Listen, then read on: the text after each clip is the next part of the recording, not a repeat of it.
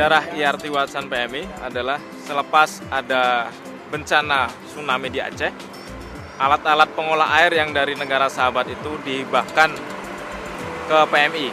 Semakin lama Palang Merah Indonesia menganggap bahwa untuk kepentingan air bersih pada waktu bencana itu sangat penting, sehingga bagaimana Palang Merah Indonesia itu bisa mengelola alat-alat hibah tersebut dan menyiapkan sumber daya manusianya, sehingga teman-teman yang disupport oleh Spanish Red Cross pada waktu itu membentuk sebuah tim IRT Watsan. Gedung ini menampung alat-alat pengolah air dari berbagai palang merah negara sahabat, di mana alat-alat penjernih air itu atau pengolah air ini disupport dengan alat-alat pendukungnya seperti pompa, selang, blender, dan sebagainya, termasuk untuk analisis kimianya. Untuk kegiatan sehari-hari di gudang air dan sanitasi ini ialah ketika alat itu datang ke gudang, kita maintenance, kita perbaiki. Contoh ya, kita kayak saringan-saringan yang ada di water treatment itu kita buka, kita bersihin, kita kembalikan supaya seperti karbon dan pasirnya itu aktif kembali, sehingga nanti dalam penggunaan di daerah bencana dia benar-benar 100% siap gitu. Dan untuk mensupport adanya tenaga yang cukup untuk bisa mengoperasikan air tersebut, dari pihak IRT Watsan sendiri sudah men-training volunteer yang sekarang sudah mencapai 222 personel dari seluruh Indonesia. Ini hasil training yang sudah dijalankan selama 12 gelombang, dan di sini sudah dilakukan juga satu training tingkat regional pada Oktober 2009, dan untuk kelanjutannya Pusat Air dan Sanitasi Darurat PMI ini akan dilengkapi dengan fasilitas training center.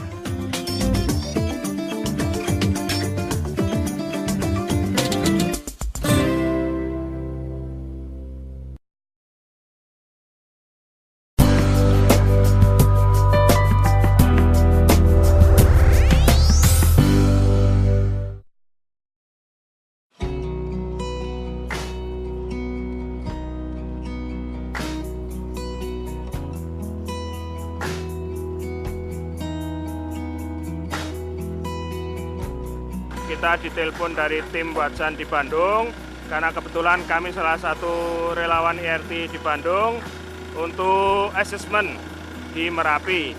Kapasitas produksi kita dengan 4 alat di awal itu 1 jamnya bisa 80.000. Jadi satu hari kita itu bisa produksi air itu sampai 200.000. Tetapi yang kita distribusikan hanya untuk sekitar 7.500 warga pengungsi, dengan asumsi masing-masing orang itu 15 liter. Pengolahan air bersih yang dilakukan oleh tim IRT Watsan PMI yaitu mengambil sumber air yang sudah ada di lokasi Rumah Sakit PKU Muhammadiyah. Dan air tersebut kami sedot melalui bak penampungan dengan kapasitas 30.000 liter dan 45.000 liter air.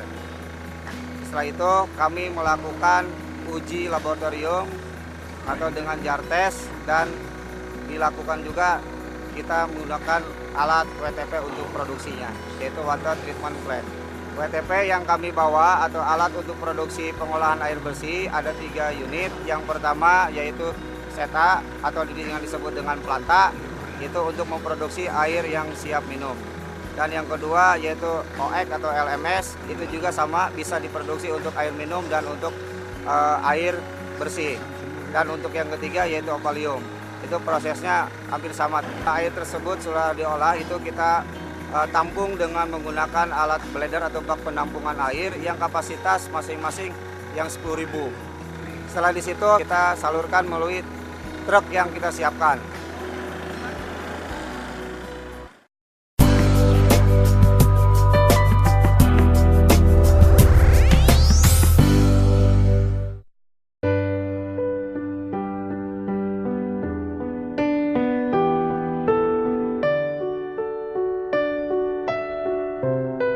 Operasi Pakistan itu banjir kita dipercaya untuk mengoperasikan alat mereka yang sama yang seperti ada di sini, dioperasikan di Pakistan, mix gabungan sama relawan mereka. Kebetulan kita mengirim 3 orang ahli dari Palang Merah Indonesia Air dan Sanitasi. Waktu gempa di Cina, di daerah Sichuan, kita dipercaya untuk mix juga gabungan sama Palang Merah Spanyol, juga bantu Palang Merah Jerman di sana untuk mengolah air dan sanitasi. Begitu juga kejadian gempa di Nias. Waktu itu memang gempa di Nias setelah kejadian tsunami Aceh, kita berangkat ke sana. Kita mendapatkan data dan asesmen tentang kebutuhan air yang sangat mendesak di sana. 5 hari kita butuhkan untuk sampai di lokasi dan setel alat. Setelah itu malam-malamnya kita produksi. Tidak disangka ternyata di sana orang-orang banyak antri. Jangankan bapak-bapak yang biasa tugas di sana itu untuk mencukupi kebutuhan air dan hidupan keluarga, ibu-ibu termasuk anak kecil dia membawa tandon atau jeligen air yang semungkin dia bawa. Akhirnya kita ya walaupun capek setelah operasi Aceh, memang saya waktu itu tugasnya di Aceh lalu diberangkatkan ke Nias, kita tidak mengenal lelah.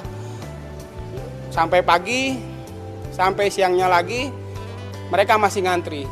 Ternyata kebutuhan air itu sangat berharga sekali buat orang-orang yang sangat membutuhkan. Contohnya pengalaman ketika letusan Merapi. Saya memang waktu itu sebagai tim untuk distribusi airnya ke tempat-tempat pengungsian dan ke perkampungan dan ke tempat-tempat fasilitas lainnya gitu.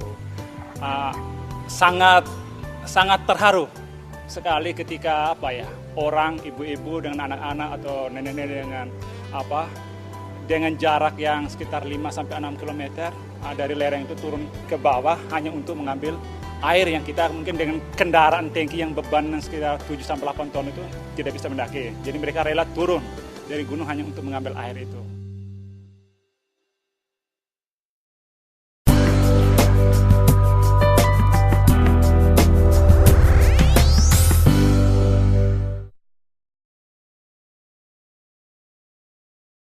Waktu 2 hari itu kami tidak bisa masak gitu, jadi masaknya telat.